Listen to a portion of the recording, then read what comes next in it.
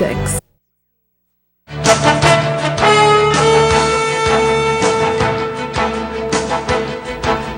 7:37 in Trinidad and Tobago. Time for a little business breakfast because TSL Executive Chairman Nicholas Galt has been elected Chairman of the Association of American Chambers of Commerce of Latin America and the Caribbean. It's a long acronym, but you get the sense of what we're talking about. According to the Chamber of Trinidad and Tobago, by the way, the American Chamber and T&T, this is a significant accomplishment for Trinidad and Tobago.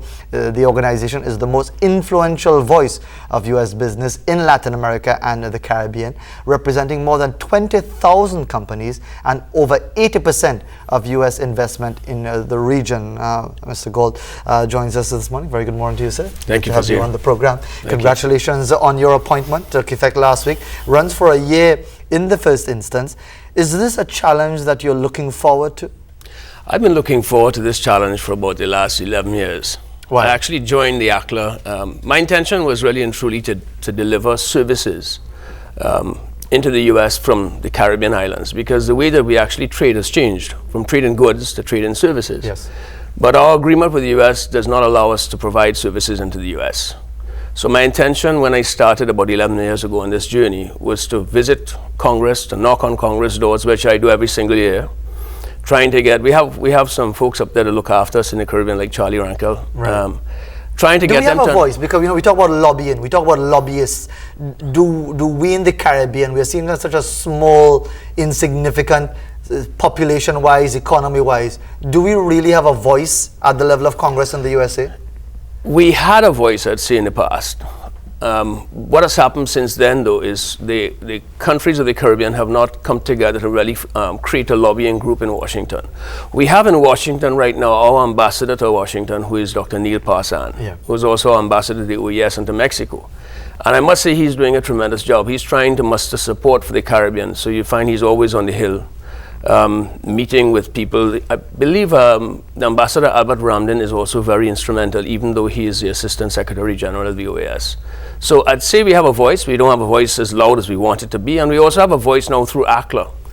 AACCLA is the sister organization of the U.S. Chamber of Commerce, and I've been pushing a Caribbean agenda for several years. We got DR CAFTA through, we got Chile, U.S., we got Panama, and we got Colombia through about a year and a half ago. And I've gotten AACCLA to agree to really focus on the Caribbean from here on and to see how we can move the Caribbean ahead. And now that you've reached, I wouldn't say the summit, because life is a journey in many respects. You've reached this point after 11 years. What have you identified as your priorities that you would like to achieve, certainly in the first year at the head of this organization? Two challenges that I've set for myself. The first challenge is to actually bring the relevance of AACCLA into the American chambers. There are 24 American chambers of commerce in the region. And as you said just now, we represent something like 20,000 or more than 20,000 businesses. The thing is that we each operate in our own country. And we get together 3 times a year. Instead of us exchanging information and moving people freely into different parts of Latin America, for example, the AmCham in Trinidad and Tobago should be the artery that should be used for anybody who wants to get into Central America and South America. I use it all the time. So people I meet with, I would call an AmCham in that country and set up meetings and head across, and vice versa. My intention is to try and make it more relevant by actually including different countries in our publications, which are done monthly, and vice versa in other countries as well. That's my first challenge. Yeah. My second challenge, really and truly, is the whole services initiative. Trying to get the US to allow, not an extension of the CBI, because the CBI itself is a one-way agreement, is a preferential agreement between the US and ourselves. We need a new agreement that will allow us to have almost like a trade and services agreement that is taking place right now in the Trans-Pacific area and so forth. If we can get that in place, then we, as a people, and I don't mean just Trinidad and Tobago, I mean the Caribbean, can start to provide services such as financial services, tourism services, ICT services. But does that become a two-way arrangement where, where we could actually suffer because of the US or other economies of scale, where they could get into our markets and actually run us out of business? Well, think about it right now. If you look at ICT, and you look at government, you look at state enterprises, you look at large corporates, we look towards the US and Europe to have consultants come inside here to tell us what to do. So that's been going on for a long time. So in my field, which is ICT, I want to be able to have that reciprocity to be able to go into the US and provide those services. In my group, we have 200 and something people, which comprise employees in Barbados, Trinidad and Tobago, some of the small islands. And we provide services throughout the entire Caribbean. I want to get into the US market. We are well priced to get inside there. We are as knowledgeable as anybody else is in the US.